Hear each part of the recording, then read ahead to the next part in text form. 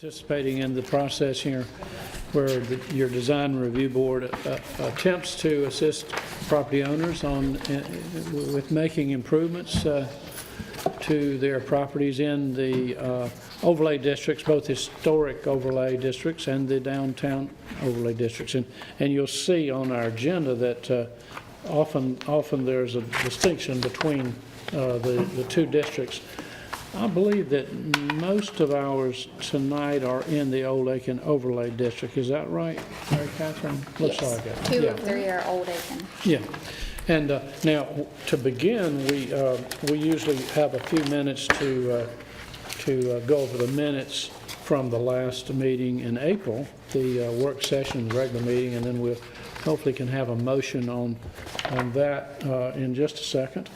And then what we'll do is normally Mary Catherine, our secretary, will read the application and identify the owner or the applicant, and then at that point when she calls out that particular application, if whoever's representing that application could come to this center lectern where we have the microphone, and then of course you can add anything you want, and we may have some questions for you.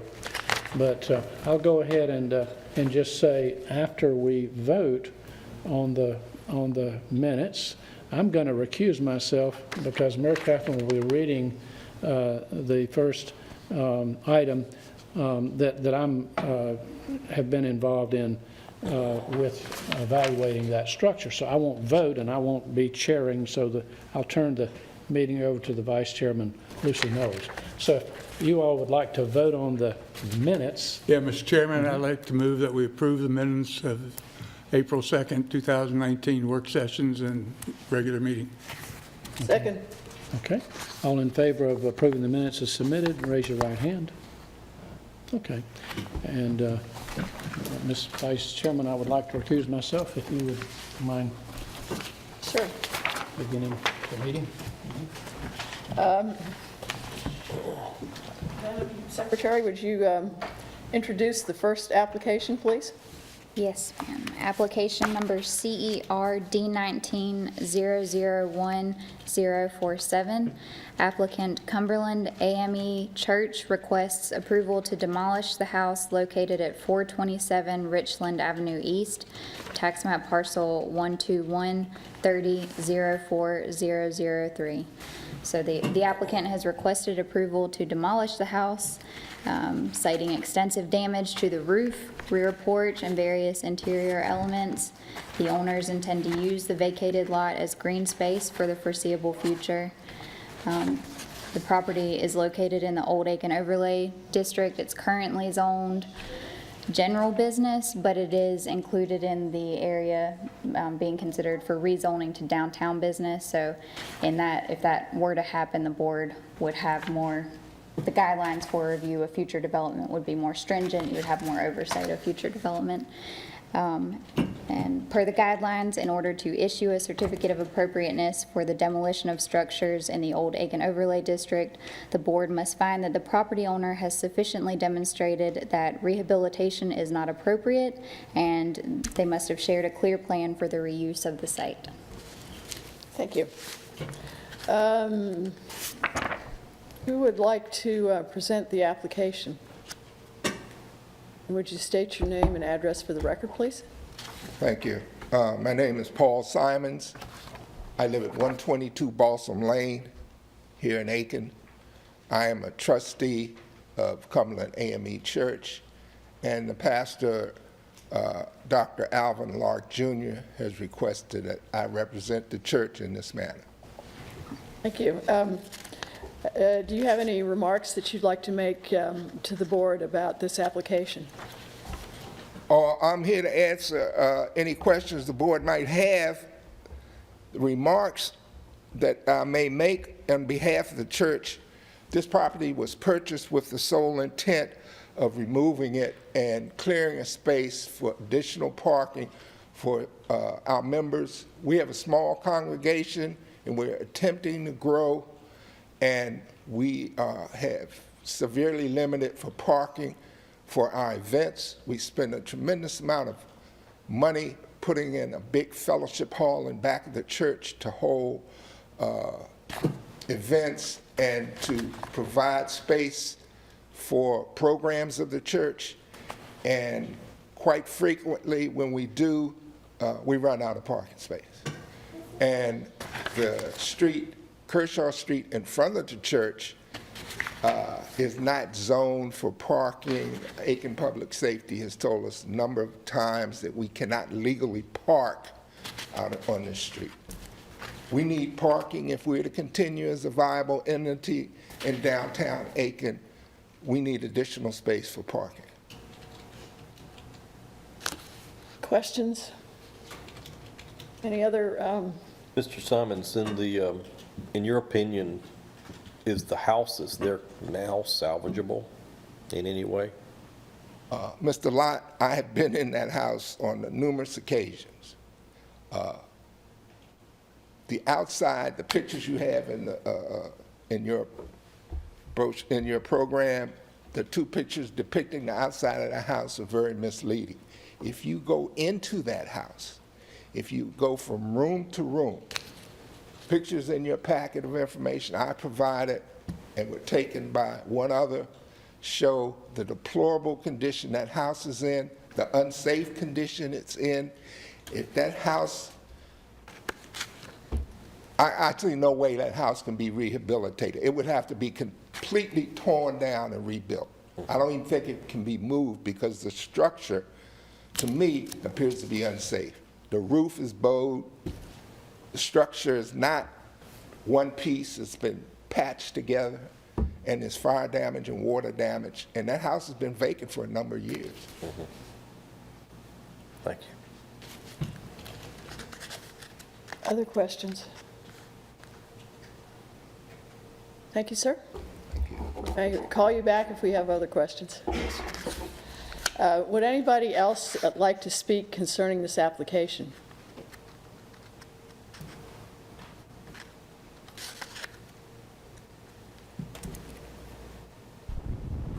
Robert Stack, 126 Florence Street, Southwest. The question I have is, assuming that the board approves the proposal, number one, when would the church consider demolishing the property? And, I'd like to sort of understand what the process of demolition would be.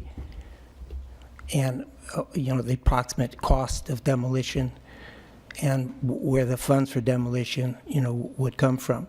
The reason I raise those questions is I have done some review recently about the demolition provisions. And I think all of you know that the city has a demo, or had a Demo 200 plan.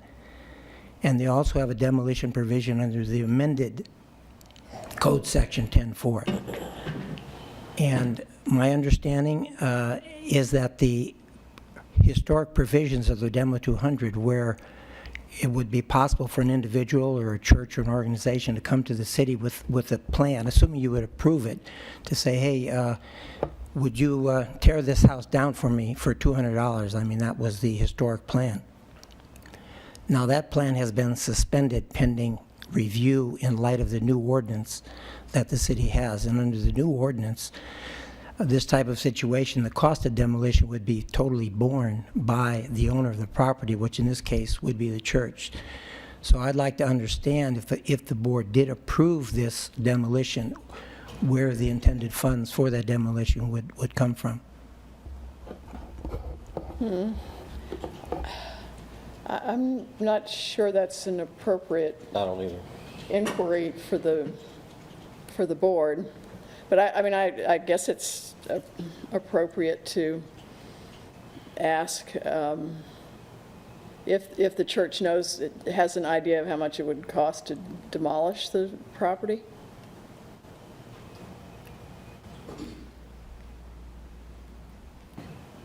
As part of the plan to purchase this building, we plan to participate in the city's program. Now, if those parameters have been changed, we were not aware of it.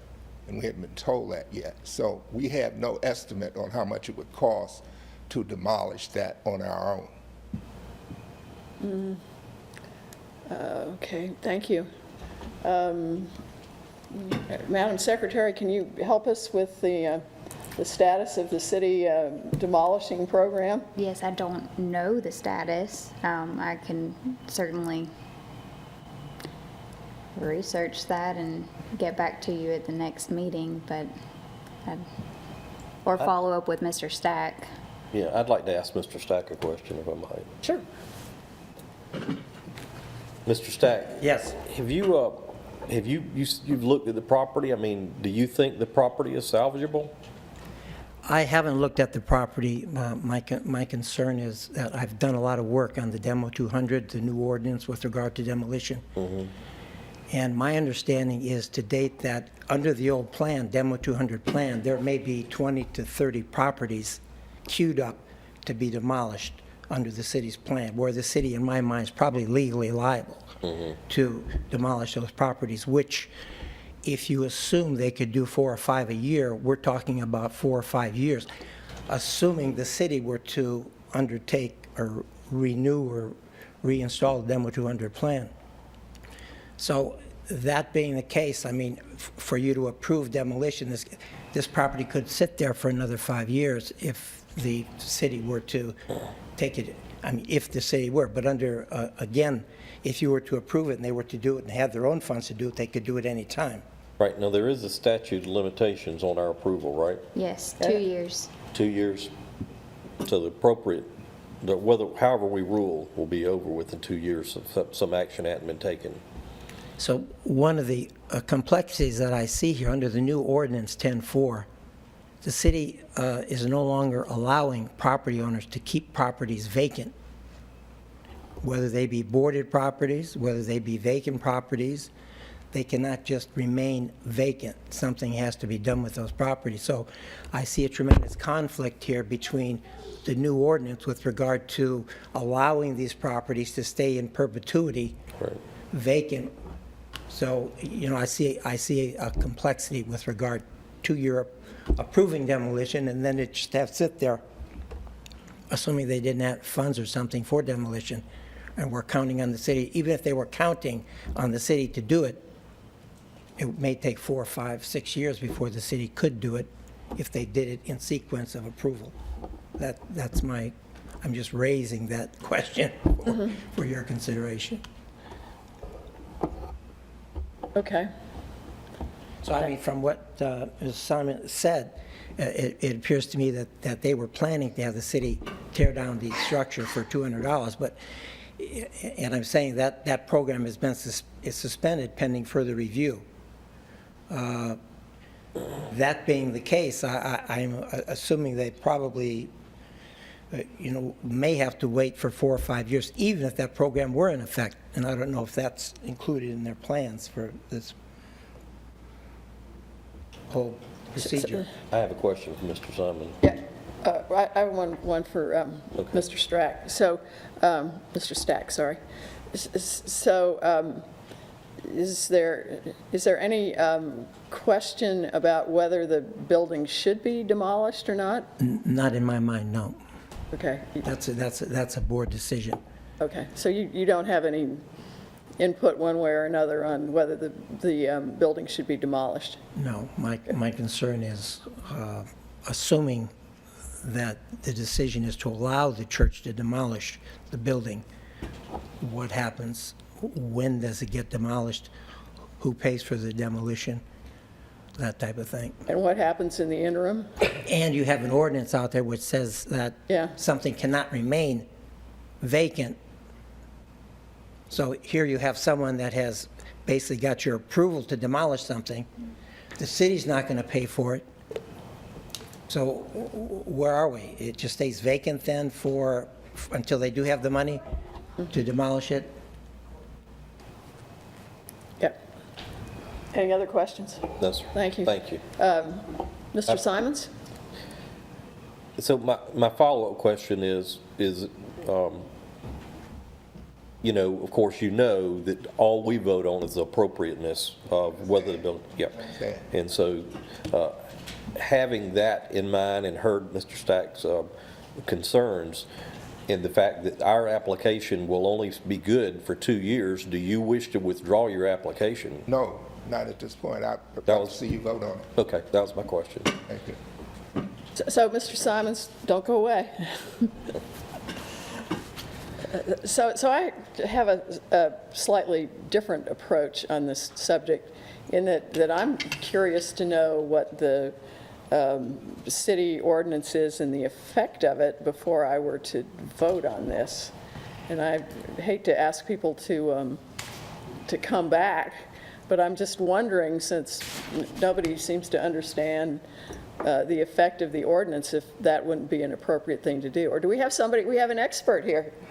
Thank you, Mr. Simon. I did hope to help draft that ordinance, and what I will tell you is, on behalf of the city, my name is Courtney Clyburn Pope, and I serve as the staff attorney for the city of Aiken, and my knowledge of that statute, of that ordinance, currently is that the city, the ordinance has been passed, but the city is still working out some fundamental logistical ways to enact that ordinance.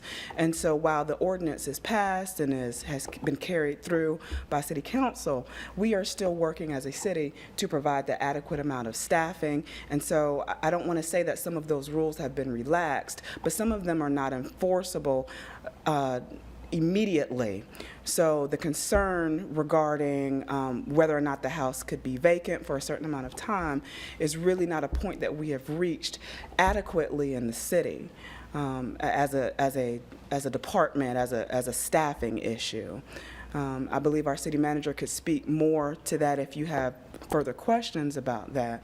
But the Demolition 200 program is in limbo right now. It's not been disposed of, but it has been suspended. But in terms of the ordinance, we are still logistically working out things as a city. So if we're to vote on this and approve demolition, that really doesn't depend on the ordinance. The only reason that our vote, what we vote on, would be affected is if the church is looking for the city to pay for the demolition. Certainly, and I understand that point. So I don't know how relevant that portion is to the vote. I do understand the concern, but this, if the city is not able to do it, the church is not prepared to say whether or not they can or cannot pay for that demolition. Tonight, as we stand, the church has not received an estimate for those types of works, but that's not to say that we could not afford to do the demolition on our own. However, that just is a point that we have not reached yet. So you're a member of the church? I attend the church. I am not a member of the church, but I do attend the church on special occasions. Not as much as my parents would like me to, admittedly. But I do not come as a member of the church. I come as the legal analysis for the city. Thank you for that clarification. Yes, Any questions from Ms. Clyburn? Ms. Pope, sorry. When you say that the program's suspended, is that just like it is an ordinance, but it's a suspended ordinance? No, ma'am. The demo programs. The Demo 200 is not part of an ordinance. It's a program that the city has, and it's my understanding that they have suspended the use of that program temporarily.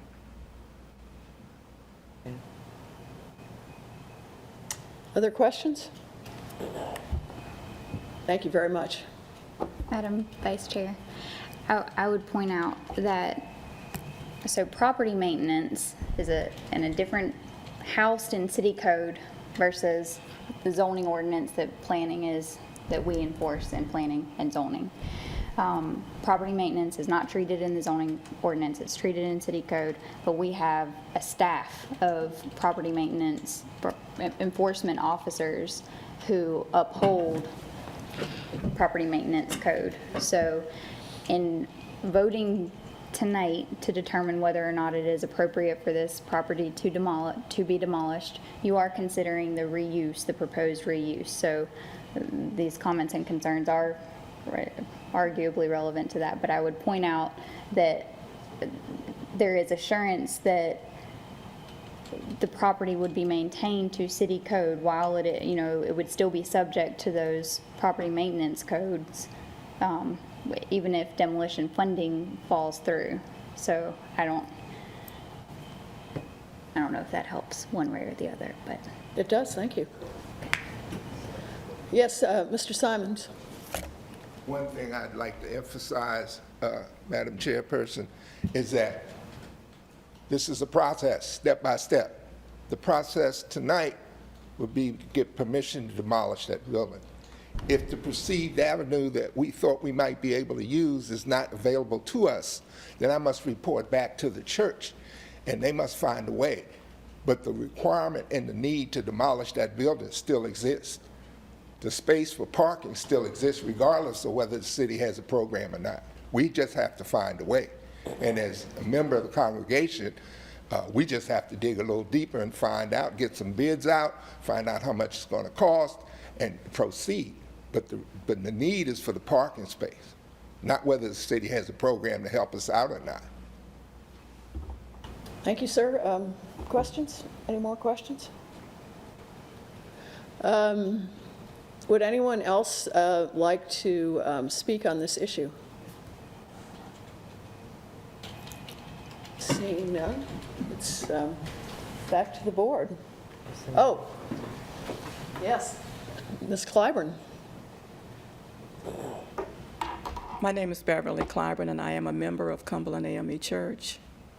One of the concerns I have is that when the weather gets cold and rainy and in situations like that, you find people who tend to look for places like this to have shelter. And I think that's probably a little bit more on some of our minds than finding the funds to take the house down. I think it is more important to take away the danger of having the house there than it is to worry about the $200 program that you have. It might be we could interview people and find someone who's willing to take it down for that amount, or maybe just a little bit more, and some of us will probably come together and be able to assist the church with that. But we do need parking spaces, and we do need to remove the danger of someone going in there and harm coming to them while we have control over the house.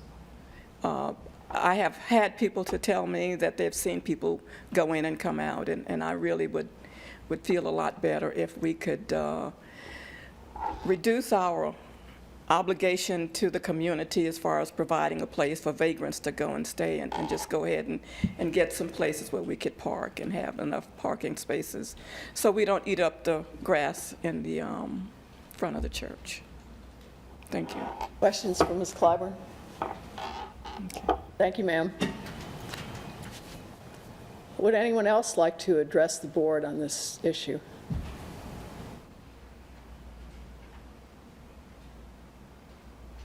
Okay, we're seeing no one willing to come forward and make any more comments. Yes, it is now back to the board for a motion and discussion.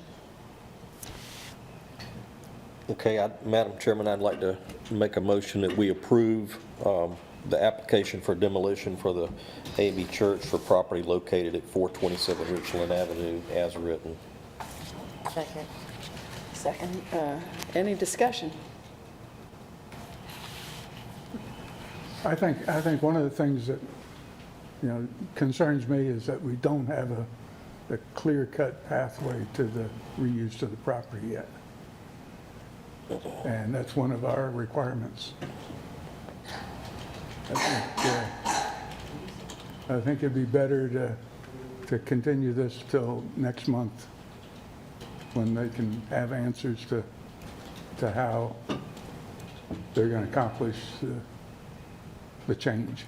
So, Chuck, is your question about the timing or the reuse of the property as a parking lot?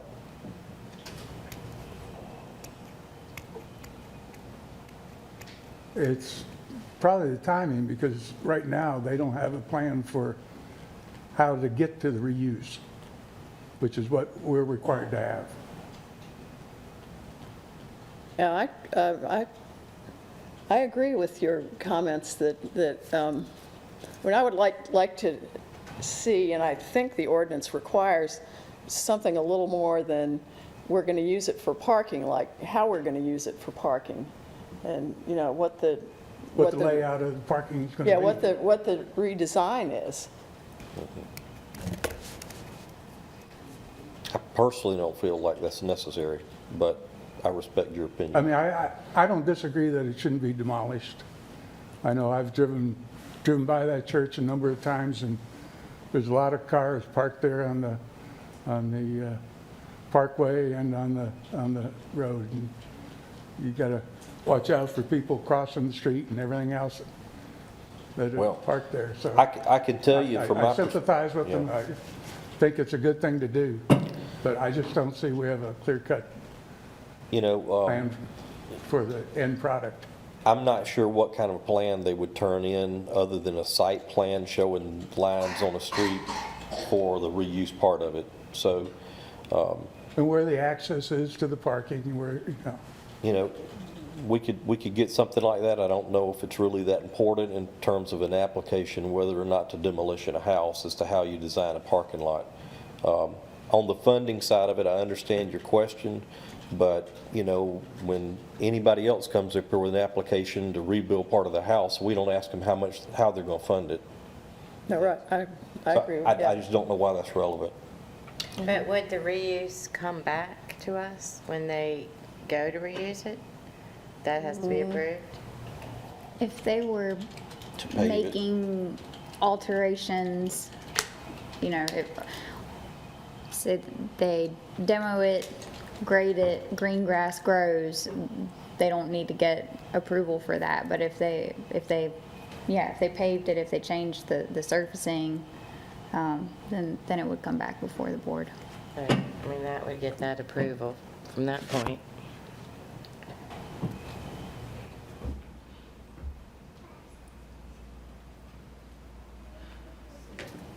So perhaps we could, you know, have them come back and after the fact, just show what it is how they intend to use the, you know, how they intend to design the parking? Would that be satisfactory? Yeah, I guess if we have something that they need to bring it back, and at least have it administratively approved. Because I mean, I agree with your interpretation of the ordinance, Yeah. that's what's required. Yeah.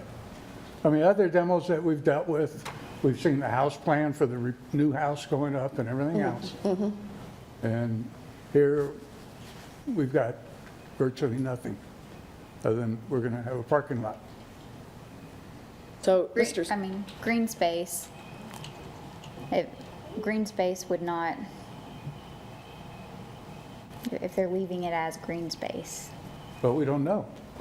That was the, well, and I'm not sure that just, you know, just a green space with just green, I mean, if it was going to be decorated and planted green space, well, that might be something, but I don't think this is green space that's designed to be used by the public, which is sort of what I infer that green space is. Right. So, Vice Chairman, could I speak or ask a question? certainly. Clarification. I know that we had, I'm sorry, McDonald Long. I know that in the historic overlay districts, we always do require a site plan at least, and then what the use would be. But because there's a more stringent level of review for demolition in the historic district. I don't know that we have that in the they can, it just says, We do, because I what's reviewed it it. say again? Yeah, I just wanted, sure. no. for demolitions.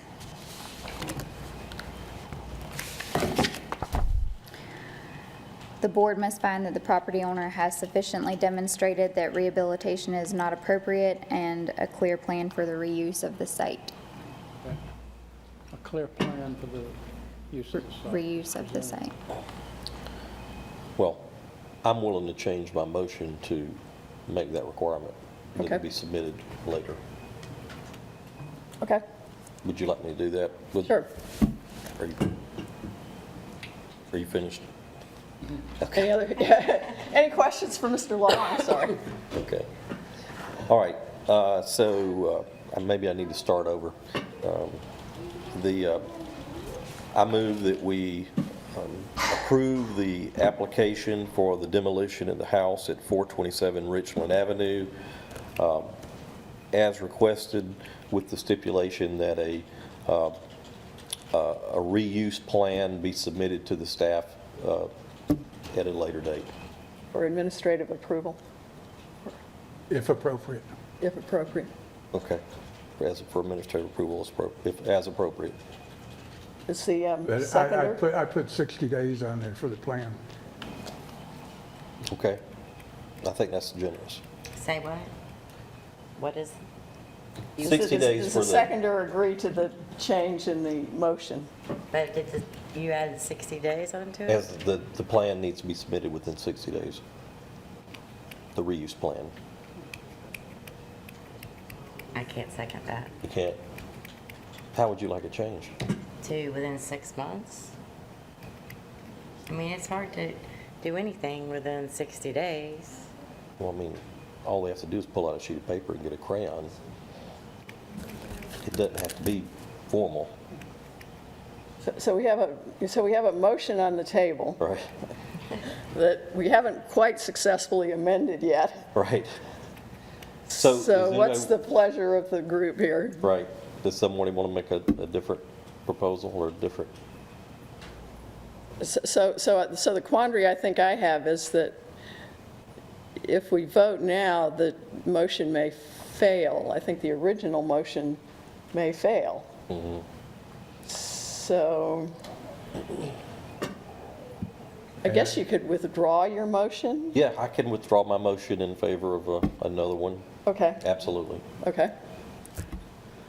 And you've gone way beyond my Robert's Rules of Order. I mean, I'd be fine if you changed it from 60 days to 6 months. I just know personally how long it takes to pull together a plan for a piece of property and submit it, and it be good enough to get approval for anything, even administratively. How about you make it, the plan is submitted prior to the demolition?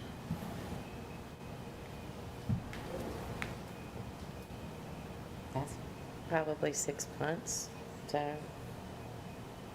You're okay with that? Let me try again? Please. You'd think I'd get better at it, but I don't. Oh, you do? And so, Madam Chairman, I'd like to propose that we approve the application for the demolition of the property, of the house at 427 Richland Avenue as submitted, with the stipulation that a reuse plan be submitted prior to the demolition of the property for staff approval. A second. All right. All right. Any more discussion or comment? All in favor? Okay, the motion carries. We'd like to welcome back our chairman. Time's the charm. So you all been making sausage here. Thank you, thank you. Okay, we'll go right to item B here, I believe, is that right? It's another house, this time to be relocated. Okay. Application number CER D19 001050. Applicant William McGee requests approval to relocate the house currently located at 129 Sumter Street Southeast, tax map parcel 12106-16005, to 138 Marion Street Southeast, tax map parcel number 12106-10006. Both parcels are located in the Old Aiken Overlay District. The first is currently zoned general business. The Marion Street site is zoned RS8, but both of those are again included in the area being considered for rezoning to downtown business, which means a more stringent application of the design guidelines and review process if that is successfully rezoned. Okay. That's it. Good, thank you. And I'll ask our applicant to give his name for the record, please. Yes, I'm William McGee, and I live at 217 Fairfield Street, Northeast Aiken. And I titled the request that we made, Salvage of a Historic Property Scheduled for Demolition. Friendship Baptist Church has owned this house for approximately 10, 15 years, and they have decided that they need the space that the church is located on, and they were going to get the house demolished. We were aware that their plans were to demolish the house, and we were in the business of trying to save as many houses on the north side of Aiken as we can. To date, we have, my wife and I and family have restored over 8 houses in the Schofield neighborhood community. Some of them have been in real bad shape too, and some of them have been designated as they can't be rehabbed, but we have rehabilitated some real bad structures.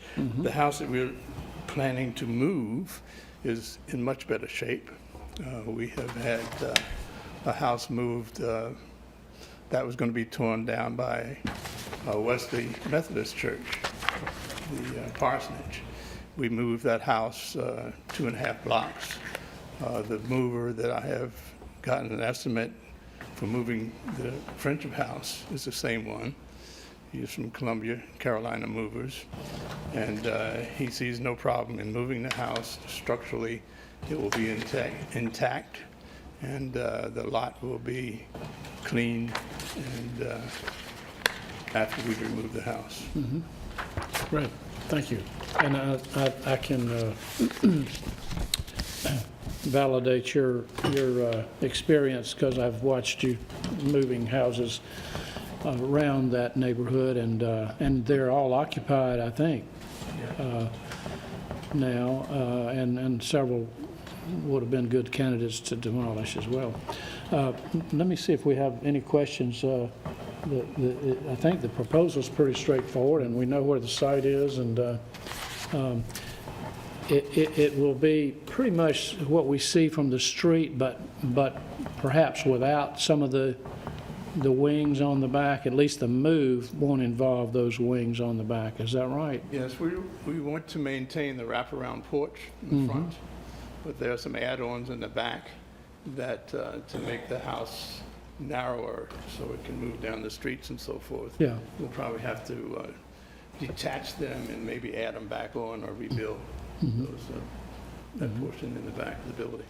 One is a partial part of the kitchen area, and one is like a little storage area in the back. Right. Is this a speculative move, or is this like a spec house that you're creating, or do you already have a perspective? No, we don't have we will rehab it and then put it up for sale, yes. And I think you all were discussing the plans that are required sometimes for reuse of property, but I don't know that we have. It says demolition and relocation of structures. Mary Catherine, there's the demolition portion you're reading was on paragraph 5.1, demonstrate a clear plan for reuse of site after demolition. Now, as far as For relocation, all the guidance that is given is the statement, any requests for relocations to or from the overlay district shall be reviewed by the Okay. design board. that's the review one, board. that's what I was thinking about a while ago, so, yeah, apologize. So really, there's no requirement to tell us how you're going to arrange the driveway and what you're going to do, but you said clean up the site Well, yes. when you move it, so think that's all that's required. Agreed. Yeah. Any other questions? No? I just wanted to tell Mr. McGee, I appreciate all the rehab work you've done over Yeah. the years to try to save houses. And my concern with the same as McDonald's is that, you know, when you get the house to the new location, it's essentially going to look the same. And it sounds like it is, and I'm satisfied with that. Now, does it have vinyl, or It has vinyl siding on it, yes, we'll probably remove that. you're going to try to remove that? Okay. Should get extra points for that. Yeah, we just did that on Yeah, corner of Fairfield and Barnwell. We removed the vinyl on that house too. yeah, And the wood looks real good. yeah. That's a good thing, because you don't really know what's going on, you know, behind the vinyl. A little costly, but you know. Yeah, okay, well, thank you. Any other questions? If they're not, we'll see if any other folks would like to speak with regard to, We have a pastor of Friendship Baptist Church Okay. here. You need him to. all right. If he would like to speak, we'd certainly like to hear from you. I think we heard your comments previously, but, I don't think I have any. Pastor T.C. Edwards of the Friendship Baptist Church, 515 Richland Avenue. I'm here to support the plan that's in place. The church is in full agreement, and Mr. McGee has, Mr. McGee has been a blessing to the church, yeah, because we would have been faced with demolition, and we would have been coming before this board asking you all for approval to demolish a house. yeah, And he heard about it, came forward, and so we've agreed to release it to him with Okay. your approval. so it may be a win-win in this. Yeah, I think it's a situation. win-win for everybody. Good. Any questions? Now, again, I would like to thank Pastor for his church trying to find an alternative for the property, or for the home. Yes. So, thank you. Yeah. Thank you all. Do you have plans for the lot? Yes, plans for the lot. That house, if you look at the map, we've purchased about 5 lots along. We've come before this board in the past, and we've demolished, I think, four houses. I mean, they were in terrible shape. When we bought them, they were basically havens for drug use and that type stuff. And so we've sort of run some of the bad element out of the neighborhood in that area. Yeah, But yes, we have plans to expand with a multi-purpose facility. We're landlocked downtown just like any other churches downtown. And so we purchased those properties that have been sitting there vacant and just being used, you know, by drug dealers and everything else. yeah. That's good. Yeah, y'all had the one house that was salvageable, and I think y'all have been either using it or renting it, the Yes, one we're talking about. The one on yeah. the corner, yeah, and that one. So there were 2 that we didn't tear down, but the other 4, Yeah, they're gone. yeah. I think I remember one of those that, but the problem is when they deteriorate like that, that does get attention of the drug dealers sometimes, unfortunately. So, okay, well, thank you, and we'll see if anyone else would like to speak, and if not, we can entertain a motion on the relocation of the house on Marion Street, on Sumter Street to Marion Street. Okay? Yeah, Mr. Chairman, I'd like to make a motion that we approve the application as submitted. Second. We have a motion second. Any other discussion? All in favor of the motion as presented, raise your right hand. Okay, good. All approved.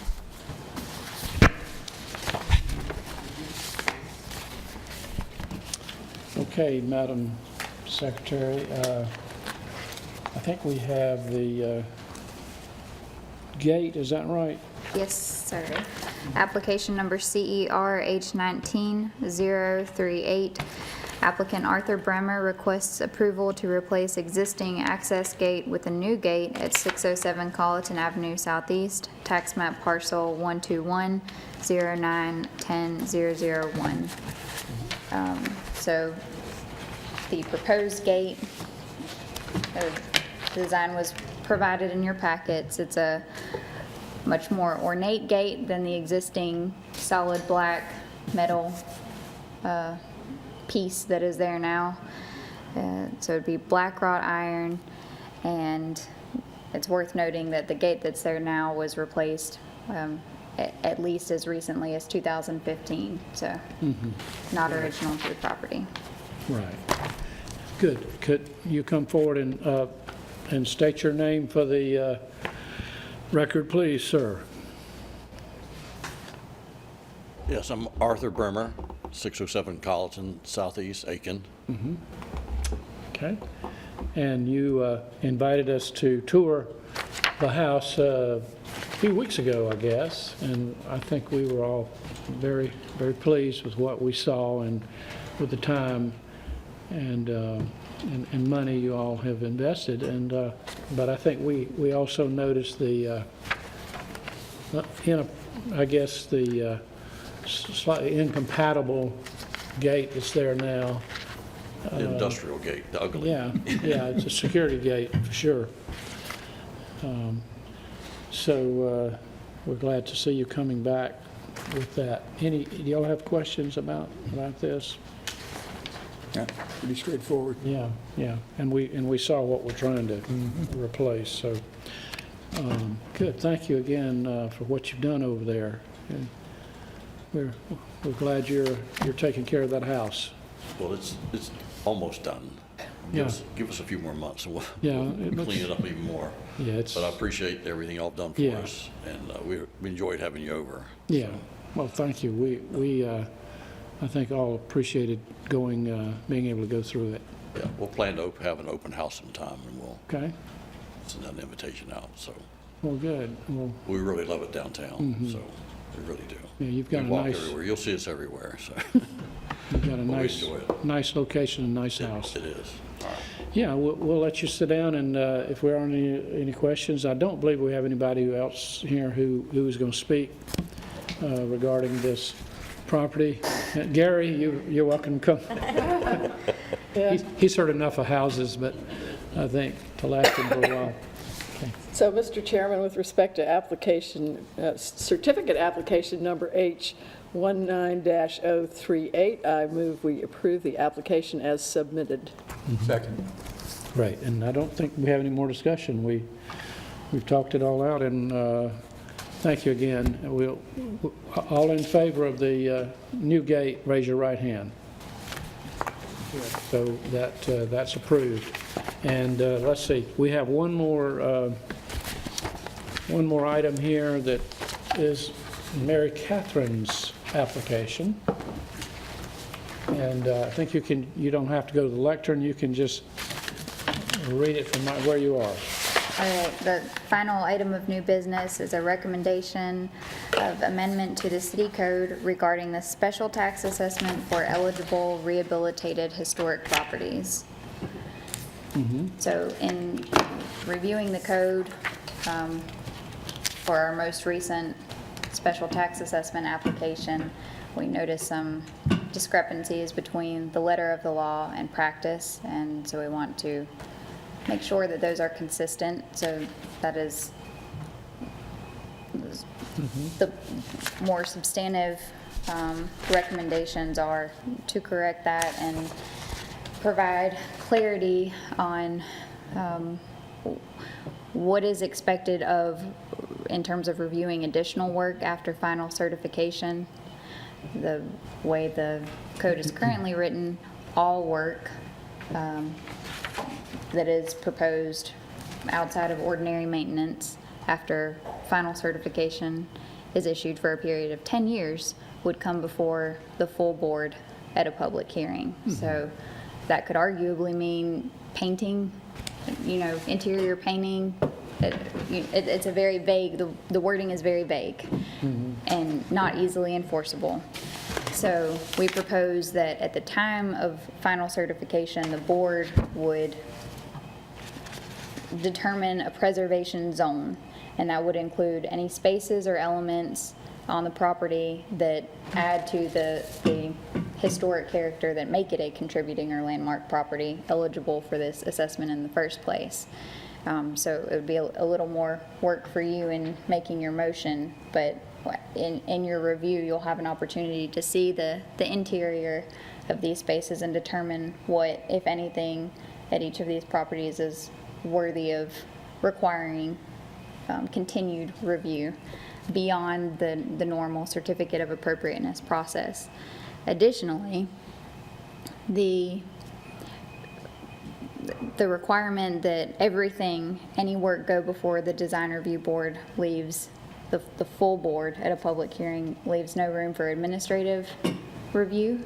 So for example, Mr. Bremer's gate would normally be eligible for administrative review, but because he's now a tax assessment property, this was additional work and it had to come before a full hearing.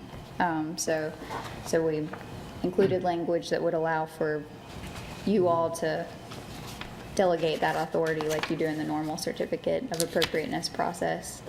We also added a specific time period.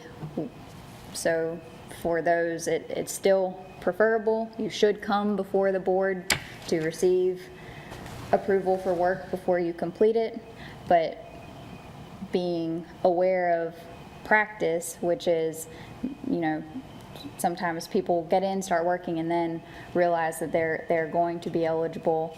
We have added language that would allow, as long as the work was completed within 12 months before their application for the preliminary certification, they can include that in the eligible work to be reviewed for that threshold, to meet the minimum expenditure threshold for the assessment. Mm-hmm. So. I just have one question. How did you come up with that was a problem? Because the law says all work should receive approval, Before you but that's apply. not what's been done. All work, period. So it's so broad, then you don't get any review because it's too, isn't that what we're saying? If we get more specific, then we'll know when they have to come back. People have been doing since the inception of this program Yeah. in 1994. Work has been allowed to be considered as a part of the program when the code says the board has to approve all work before it started in order for it to be eligible. But that's not actually what's been happening. So we just want to be consistent with, since that hasn't been the practice, we want to make the code match what actually is practice while still assigning some definite confines so that people can't say, oh, I've been working for 6 years, now board, let me slide in and approve this. We set a finite period of 12 months. If they've done the work within the prior 12 months, then it can be considered, but you're drawing a line where there previously was none. I appreciate you updating ordinances. Yeah, and I do You don't too. go back and do it enough, I don't think. But that may be, you may feel that a different time period, greater or lesser, would be appropriate. We just, I mean, you can certainly amend that recommendation. Okay. So are y'all saying that it's okay as it is, or you want some further work on it, I guess? I'm good with I'm good with it too. And like I said, I appreciate you going back and looking over things and trying to Absolutely. make sure our procedures We've are up never to date had, with guidelines. I told her we've had good people working on staff, but they've never really had the training, I think, to go back and really sort out what needs to be corrected. Mm-hmm. And there's a lot of loose ends here. and I guess we don't have that many of the tax and, special tax assessments. So you don't come across it, but when it does happen, all of a sudden the guy's got to come back and have a full board review his gate. Right, and I mean, this was my first, so that's not really a credit to me, that's just I had to read to know what to tell y'all that we were supposed to do, and then I realized it. Hope when you go before council that they go, wow, this is good, let's do this for more, and it's just, Yeah, so. great. Yeah, really good job here. And also, if you see any other things in the future, Yes, so just a heads up, next month, I'm up to 3 pages for some revision to how we determine landmark versus contributing versus Yeah. non-contributing. This is stemming from the concerns we've had in reviewing, in finding properties that were not included in the survey that should have been, led to backtracking all the way back to the 80s. So we've got a good timeline to bring y'all next month, and we can begin wading through Yeah, how we can, what is contributing and what is not contributing. And yeah. Mary Catherine for president. Thank you. Are we going to have to backfit these preservation zones? no, we did not include language that would make this retroactively apply, so as it's written, Do we we're need just to applying notify it forward. people who have these special tax to be aware that any work that they do is subject So to review? what we've done to make sure we don't miss anything moving forward is,